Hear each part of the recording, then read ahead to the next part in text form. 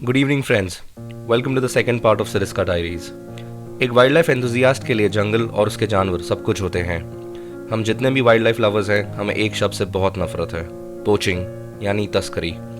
2004 में भारत के wild life के इतिहास में पहली बार कुछ ऐसा हुआ जिसने हम सब वन प्रेमियों को एकदम मायूस कर दिया था। The infamous tiger poaching incident that shook the entire nation when a gang of brutal poachers wiped the entire population of tigers from Sariska।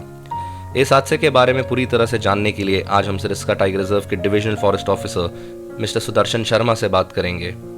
साथ ही में उनसे जानेंगे कि सरिस्का मैनेजमेंट कितनी ज़्यादा एक्टिव हो गई है after relocating tigers in the reserve from Ranthambore. चलिए मिलते हैं डीएफओ सर से। So thank you sir for joining us on the show. Welcome to 1 Mile at a Time. We are fortunate to have you today with us. Thank you so much. It means a lot. Thank you. तो sir शुरुआत करते हैं सरिस्का से। And tiger census इस time पे India में चल रहा है, we all know that, and we hope that the ministry of environment and forest and as well as the Sariska management gives us good news in terms of an increase in the tiger numbers out here. सही है, all India tiger census चल रहा है, लेकिन आप sir in case of Sariska हम individual tiger trekking कर रहे हैं तो हम जानते हैं कि हमारे नंबर कितने हैं, लेकिन एक्सरसाइज पूरी कर रहे हैं ताकि लेपर्ड्स के नंबर भी निकल सके। तो आप जैसा कि ऑल इंडिया टाइगर सेंसस 29 जुलाई को इसका रिलीज़ होगा, तो उसके लिए हमारी तरफ से पूरी एक्सरसाइज पूरी हो चुकी है और we are submitted report to NTCA। कल हमें ST9 दिखने को मिली थी। As a wildlife enthusiast, it was a superb moment to see the tiger back in Sariska for me after what happened in 2004. आप लोगों के efforts की वजह से आज दोबारा सरिस्का अपने पाँव पे वापस खड़ा हो रहा है। एक्चुअली जब 2004 के यदि पर बात करें, जब टाइगर पॉपुलेशन 0 हो गई थी, तो मेरे पर्सनल ओपिनियन ये है कि 2004 में जो सरिस्का में हुआ या बाद में जो पन्ना में हुआ, वो अलार्मिंग सिचुएशन थी। यदि वो रिवील यदि 6 मंथ या 7 मंथ लेट हो जाता तो इंडिया में से 80% पॉपुलेशन टाइगर की चली जाती, क्योंकि जो ग्रुप जो काम कर रहे थे वो काफ़ी तेज़ी से काम कर रहे थे। तो सरिस्का के अलावा रणथंभौर में भी उस समय पोचिंग हुआ, नॉट रणथंभौर, पन्ना पर 0 हुआ, MP के सारे पार्क्स में चल रहा था। तो सरिस्का के होने से सब अलार्म हुआ। सरिस्का होने से 2006 में जो वाइल्ड लाइफ एक्ट में अमेंडमेंट आया उससे काफ़ी हुआ। 2004 से 2008 जो अब तक टाइगर यहाँ रीइंट्रोड्यूस नहीं हुआ, जब तक काफ़ी इस बारे में चर्चा की गई। और टाइगर ट्रांसलोकेशन जो विश्व में पहली बार हो रहा था, तो उसके बारे में जब कोई चीज़ पहली बार होती है तो उसमें काफ़ी डिस्कशन और काफ़ी रिस्क था। चूँकि डिपार्टमेंट का थोड़ा सा इमेज ख़राब हुई थी टाइगर नंबर 0 होने से, तो रीइंट्रोडक्शन प्रोग्राम में काफ़ी मेहनत और काफ़ी संभल के करना था ताकि और कोई बैड इमेज डिपार्टमेंट की ना जाए। तो उसके बाद फिर जो एक्सरसाइज हुई तो इवन स्मॉल थिंग्स भी देखी। केस का डिज़ाइन क्या होगा, ट्रांसलोकेशन केस होगा, बाय एयर कैसा फील करेगा। केस में हमने खुद ने बैठ के देखा कि उसको कैसा फील होगा, हवा आती है, ऑक्सीजन, ये सब। तो एनक्लोज़र बनाया, सॉफ्ट रिलीज एनक्लोज़र डिज़ाइन, और ये सब में कुछ रेफरेंसेस लिए। पर जैसा मैंने आपको पहले कहा कि फर्स्ट टाइम था तो कुछ चीज़ें ज़्यादा संभाल के करनी थी। सर मेरे को ऐसा लगता है कि इट्स नॉट अबाउट सरिस्का और इट्स नॉट अबाउट पन्ना।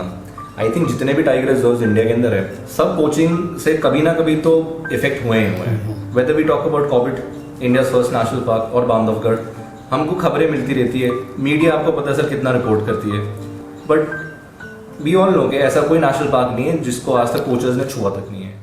नहीं, बात बिल्कुल सही है। यदि हम देखें तो हम मानते हैं एक स्टडी है एक वाइबल पॉपुलेशन की, उसमें जो नंबर मानते हैं उसमें मानते हैं कि हर साल किसी पॉपुलेशन में 2 टाइगर पोच या पॉइजनिंग और उसका इफेक्ट मानते हैं। 100% हम कह नहीं सकते कि हम पोचिंग फ्री हैं एनिमल। जहाँ नंबर ज़्यादा है वहाँ पता नहीं लगता। लेकिन केस ऑफ सरिस्का या पन्ना जब शुरुआत हुई तो इंडिविजुअल टाइगर ट्रैकिंग हमने शुरू करी 24 आवर्स। जब तक 5-7 टाइगर्स थे, जब तक 24 आवर्स उसकी ट्रैकिंग चलती रही। फिर धीरे धीरे इसके नंबर बढ़े, तो आज सरिस्का में 27 नंबर है। तो मेरे को लगता है कि जल्दी ही अपने कैरिंग कैपेसिटी पे जाएगा। Of course we all wish के सरिस्का जो है वो भी बाकी टाइगर्स की तरह फ्लरिश करें इन टर्म्स ऑफ टाइगर्स। सर ये संसार चंद जो भी जैसी भी चीजें हुई थी, इस एक इकलौते आदमी का नाम मीडिया ने इतना हाइप करा हुआ है। हमने दौलत सिंह जी से भी बात करी थी, उन्होंने मेरे को बोला था कि Dhruv, he was not a poacher, he was someone who was managing all the financial transactions, but he had people under him जो पोचिंग करते थे। So I want to जरा दर्शकों के लिए I want to tell them कि ये संसार चंद एक्चुअली में था कौन। एक्चुअली संसार चंद एक बावरिया जाति या जो पहले जातियाँ थी जो शिकार में इन्वॉल्व थी, उसमें तीन चार जातियाँ हैं, उनसे रिलेटेड एक आदमी जो दिल्ली में जाके सेट हो गया था।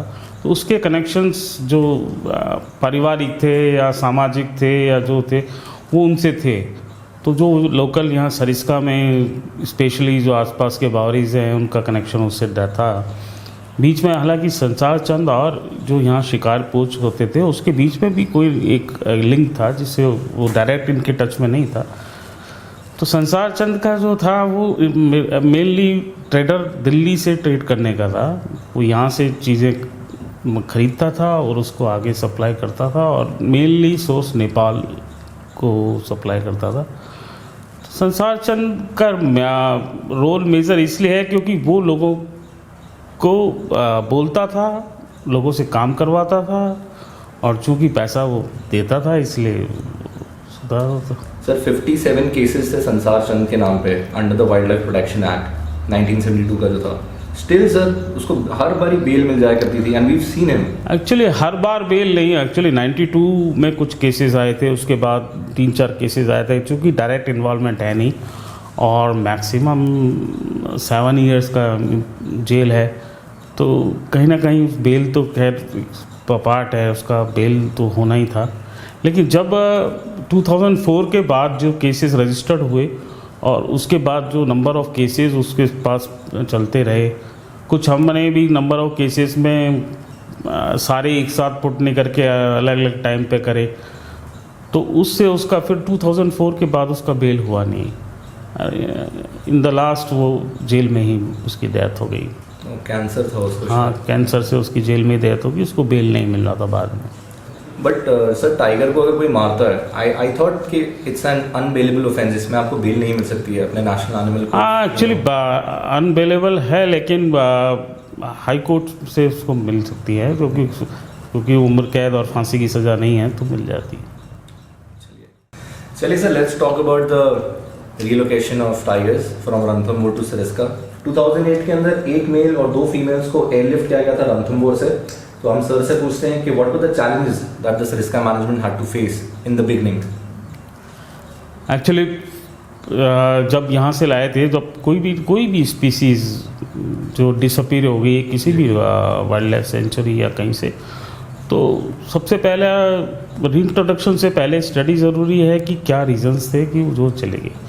तो जैसा आपने अभी बताया कि रीज़न मेनली पोचिंग था, तो सीबीआई इन्वॉल्व हुई, राजस्थान पुलिस इन्वॉल्व हुई, फॉरेस्ट डिपार्टमेंट इन्वॉल्व हुआ, सारे पोचर्स पकड़े गए। सेकंड चीज़ आती है prey base. Prey base already Sariska में था और 2004 के बाद टाइगर नहीं था, तो आप जानो कि अब टू 2008 तक 4 इयर्स में और भी पॉपुलेशन प्रे की बढ़ गई। प्रे भी बढ़ा, लेपर्ड की नंबर भी बढ़े। तो जब मेजर चैलेंज था, प्रे तो था, मेजर चैलेंज था कि अब कोई ऐसी घटना ना हो जिससे कि सरकार को थोड़ा सा इमेज बैक हो। तो चैलेंज था कि 24 आवर्स उसकी टाइगर ट्रैकिंग की जाए। तो जब फर्स्ट टाइगर आया, टाइगर ट्रांसलोकेट हुआ, उसका वो मैंने आपको पहले बताया, अब लंबी प्रक्रिया थी ये सब।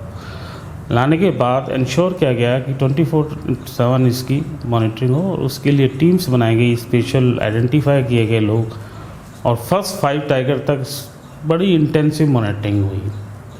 हालांकि बीच में ST1 को पॉइजन से अनफॉर्चुनेटली डेथ हुई, लेकिन जो मॉनिटरिंग सिस्टम और ये जो डेवलप किया, हर टाइगर के पीछे मॉर्निंग टीम अलग, इवनिंग टीम अलग, तो ताकि अब कोई यदि गलत कुछ हो जाता तो उससे इमेज सरकार की ख़राब होती। और फिर हालांकि टाइगर इंट्रोडक्शन होने के बाद भी 4-5 साल बाद टाइगर ब्रीडिंग हुआ, लेकिन धीरे धीरे उसकी संख्या में इजाफा हुआ और इन केस ऑफ सरिस्का मेरे को लगता है कि जब तक रिलोकेशन का काम पूरा नहीं होता तब तक ये नंबर्स एकदम बढ़ भी नहीं सकते, और धीरे बढ़ना ही सरिस्का के हित में है।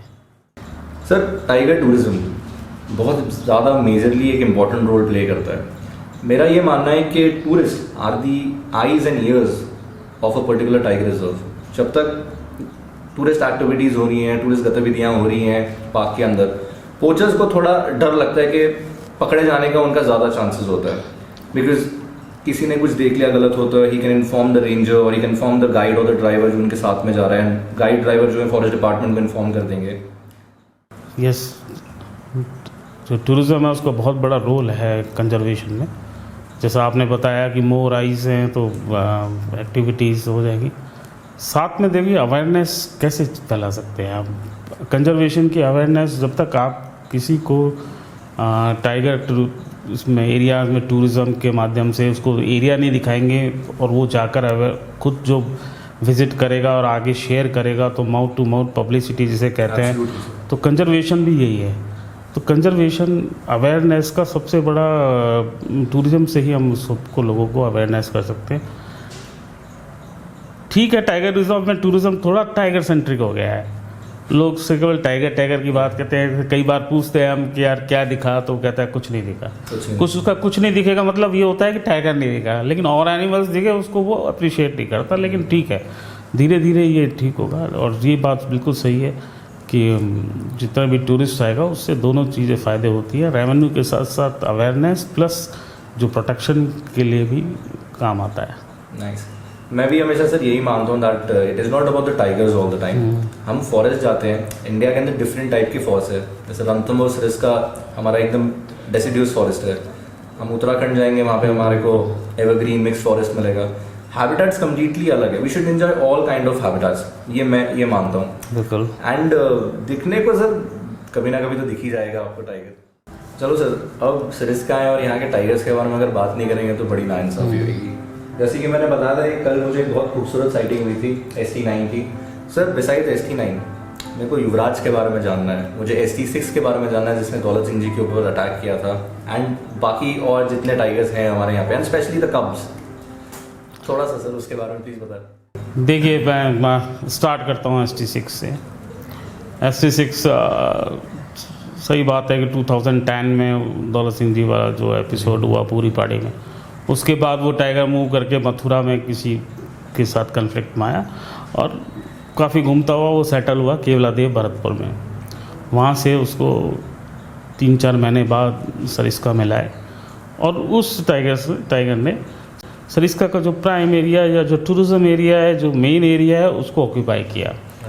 और जो पहले मेल लाए थे वो थोड़ा सा दूर टूरिज़्म एरिया को दूर छोड़ के कहीं कांकवाड़ी साइड और उस साइड गए थे। इस टाइगर ने मेन टूरिज़्म एरिया ऑक्यूपाई किया, तो सबसे ज़्यादा साइटिंग वाला टाइगर था। अनफॉर्चुनेटली लास्ट ईयर उसके थोड़ा सा वुंड हुआ और उसको हमने एनक्लोज़र के लिए ट्रीटमेंट में लिया, तो अभी वो एनक्लोज़र में है, उसका ट्रीटमेंट चल रहा है। तो ST6 already more than 50 years old male tiger, dominant male tiger. आपने युवराज का नाम दिया। देखिए, युवराज बिल्कुल सरिस्का टाइगर रिजर्व के बिल्कुल नॉर्थ पार्ट में ST12 फीमेल टाइगर्स के 3 कप्स हुए, तो जिसको हमने नाम दिया 19, 20, 21। तो युवराज का नंबर 21 है। लास्ट ईयर वो अपनी मदर से डिस्पर्स हो गए। जब आया तो हमारी किस्मत अच्छी थी कि बिल्कुल नॉर्दर्न पार्ट जहाँ पर टूरिज़्म जोन नहीं है उससे ये सदर्न पार्ट में आया, और ऐसे पार्ट में आया जहाँ पर टूरिज़्म ओपन था, और उसने यहाँ का आके अपनी टेरिटरी एस्टेब्लिश की। और अब मेरे को लगता है कि सरिस्का में मोस्ट साइटेड टाइगर आफ्टर अक्टूबर 2021 युवराज ही है। और सरिस्का में मेल टाइगर इतने सालों बाद साइटिंग होना टूरिस्ट को, तो वो अलग ही एक एक्साइटमेंट देता है।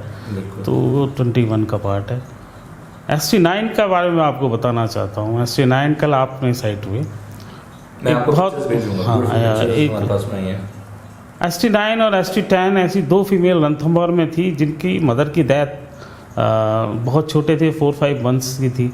जब 4-5 मंथ्स भी नहीं थे, मतलब लेस देन 2 मंथ्स के थे, तब उनके मदर की डेथ हो गई थी।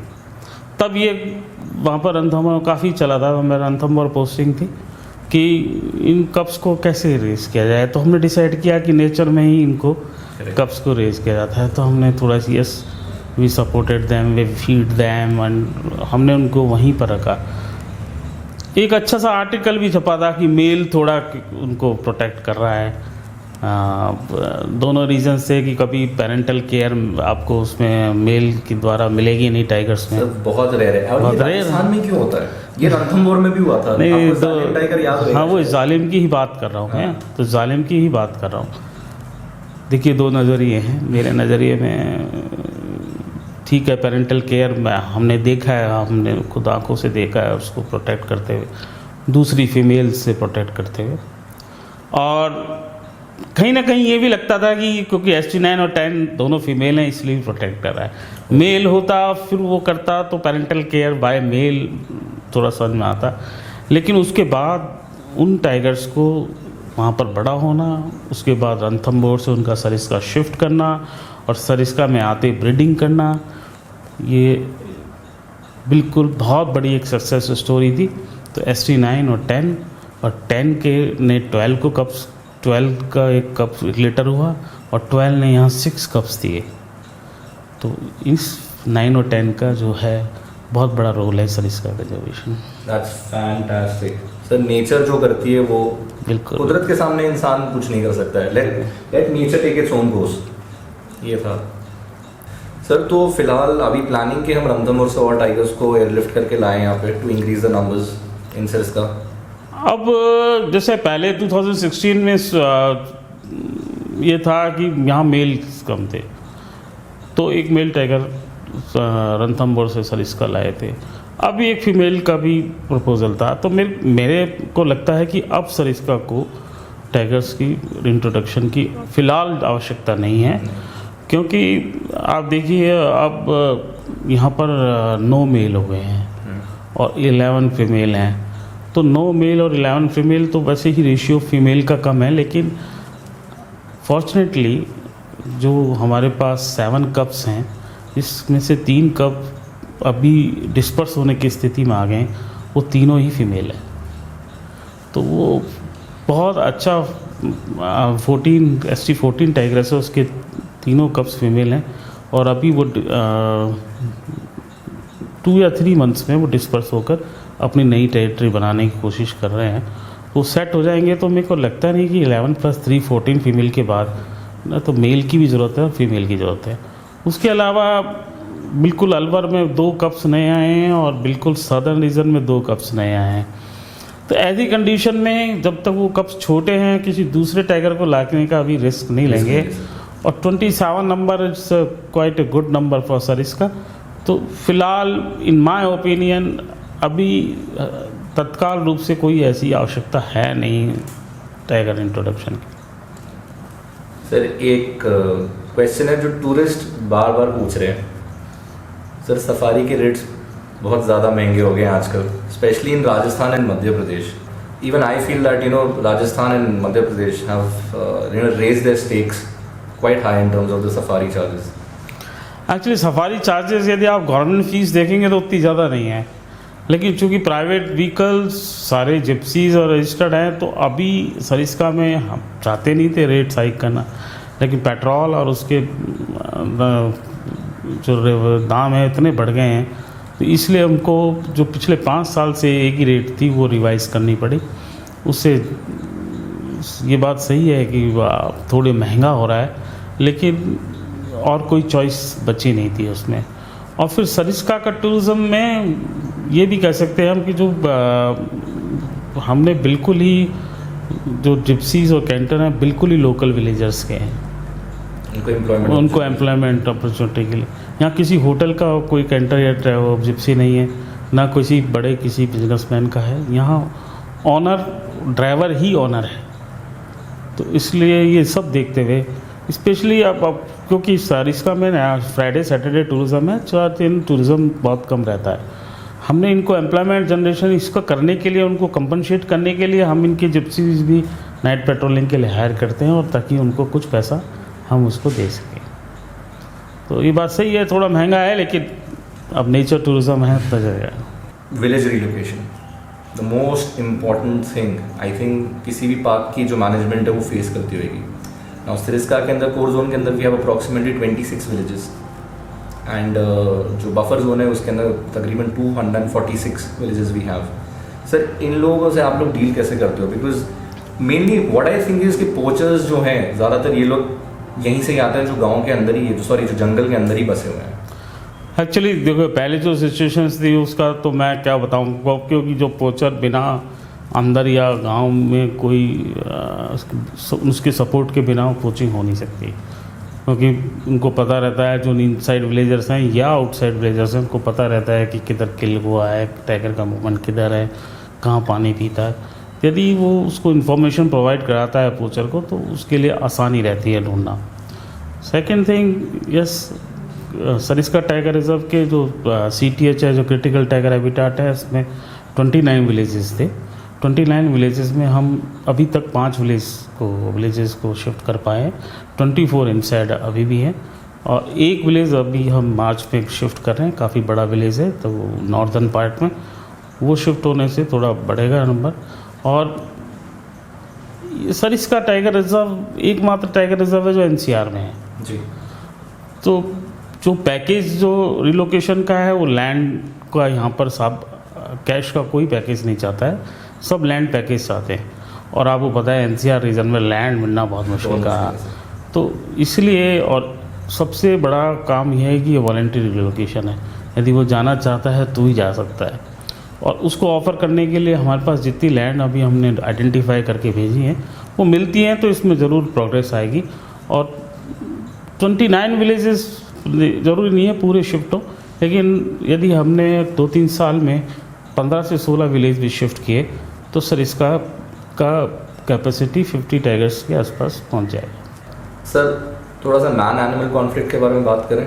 सर इसका मैं सुना नहीं है मैंने कि ऐसा कुछ हुआ है। नहीं सर, इसका में ऐसा बहुत कुछ हुआ है। और आपको जैसे आपने बताया कि बफर में इतने गाँव हैं, कोर में इतने गाँव हैं, फ्यूल वुड और फॉडर के लिए डिपेंडेंट हैं पूरे सरिस्का टाइगर रिजर्व में, तो जहाँ आदमी और जानवर दोनों हैं वहाँ पर कन्फ्लिक्ट तो हो गई। स्पेशली पेरिफेरल विलेजेस में लेपर्ड्स और इसके इंसिडेंट होते रहते हैं। और सबसे ज़्यादा डिमांड लोगों की कि क्रॉप डैमेज की है कि वाइल्ड पिग और ब्लू बुल द्वारा सबसे ज़्यादा क्रॉप डैमेज होता है। तो ये कन्फ्लिक्ट तो है, कन्फ्लिक्ट तो रहेगा जब तक दोनों साथ रहेंगे। पर यह है कि उसको कैसे कम किया जा सकता है, अवेयरनेस किया जा सकता है। आपको ये बात बताऊं कि सरिस्का में जैसे आपने बताया था कि 24 विलेजेस स्टिल इनसाइड है, 29 में से एक भी कन्फ्लिक्ट अंदर वाले ये जो 24 गांव में से नहीं आया। जो भी कन्फ्लिक्ट हुए हैं पेरिफेरल विलेज के हुए हैं। ओके। तो अंदर वाले विलेजर्स जो हैं वो शुरू से ही यहाँ रहते आए हैं, तो they know how to handle this wild animals. And peripheral village वाले थोड़ा पैनिक हो जाते हैं इसलिए, क्योंकि वाइल्ड एनिमल कभी भी अपने आप को अवॉइड ही करता है ह्यूमन बीइंग से। कोई एक्सीडेंटल कोई केस होता है तो उसको हमको, अब अंदर वाले गांव वाले बहुत अच्छी तरह हैंडल कर रहे हैं, एक भी केस नहीं है पिछले 10 साल से। और बाहर कन्फ्लिक्ट है इसमें कुछ। Sir, in 2005, then former Prime Minister Dr. Manmohan Singh launched the Tiger Task Force. हम आपसे ये जानना चाहेंगे कि ये टाइगर टास्क फोर्स कितनी इफेक्टिव थी? Did it play a major role in saving the tiger and its habitat? Actually बस गवर्नमेंट ऑफ इंडिया ने टास्क फोर्स बनाई थी जो पूरे ऑल ओवर इंडिया में जो टाइगर सिचुएशन थी उस पर रिपोर्ट देने के लिए, जो डॉक्टर सुनीता नारायण के उसमें, वो सारे ऑल ओवर इंडिया के लिए था। और राजस्थान स्टेट ने भी VP सिंह जी की अध्यक्षता में एक कमेटी बनाई थी जिनका मेन फोकस राजस्थान के वाइल्ड लाइफ एरियाज थे। तो उस VP सिंह कमेटी कई रिकमेंडेशन थी कि सरिस्का में जल्दी से जल्द रीइंट्रोडक्शन टाइगर हो। VP सिंह जी कमेटी के जितने भी जो रिकमेंडेशंस थी उनको सरकार द्वारा फुलफ़िल किया गया, चाहे वैकेंसी के लिए हो, चाहे प्रोटेक्शन हो, चाहे इंफ्रास्ट्रक्चर का हो। तो क्योंकि सुनीता नारायण जी की जो टास्क फोर्स थी वो और इंडिया की थी, वो थोड़ा पॉलिसी मैटर्स के लेकर थी। और जो VP सिंह जी कमेटी थी वो पूरे राजस्थान में के लिए थी, तो वो हमारे लिए ज़्यादा इम्पोर्टेंट थी। और उस सारे रिकमेंडेशंस को गवर्नमेंट ने माना और उसी रिकमेंडेशन उसी कमेटी का ये के कारण आज सरिस्का में टाइगर्स हैं। सर, प्रोजेक्ट टाइगर बना एनटीसीए, दोनों में ज़मीन आसमान का फ़र्क है फंक्शनिंग में। मैं कल जब आ रहा था सफारी से वापस, मैंने सर्वेलेंस स्टार्स देखे थे जिन पे कैमरास लगे हुए हैं। NTCA has gone so deep now in terms of tiger conservation that they are doing such a fantastic job. मैंने कॉर्बेट में भी देखे हैं सर्वेलेंस स्टार्स, सरिस्का में भी देखे हैं। आई एम श्योर और भी जितने भी पार्क्स होंगे सब में लगे हुए होंगे। सब में तो नहीं है, लेकिन एनटीसीए सही माने में जो काम अभी चला है, आप नंबर्स भी देख सकते हैं कि लास्ट 3 सेंसस में ये नंबर्स बढ़ते जा रहे हैं। जहाँ तक ई सर्विलेंस का मामला है, actually it is on trial basis. शुरू में कॉर्बेट से शुरू हुआ था और कॉर्बेट में भी स्टेट ने कुछ फैसला लिया था ई सर्विलेंस। राजस्थान में भी आईटी डिपार्टमेंट और फॉरेस्ट डिपार्टमेंट ने ये ई सर्विलेंस शुरू किया है। एनटीसीए का पूरा सपोर्ट है।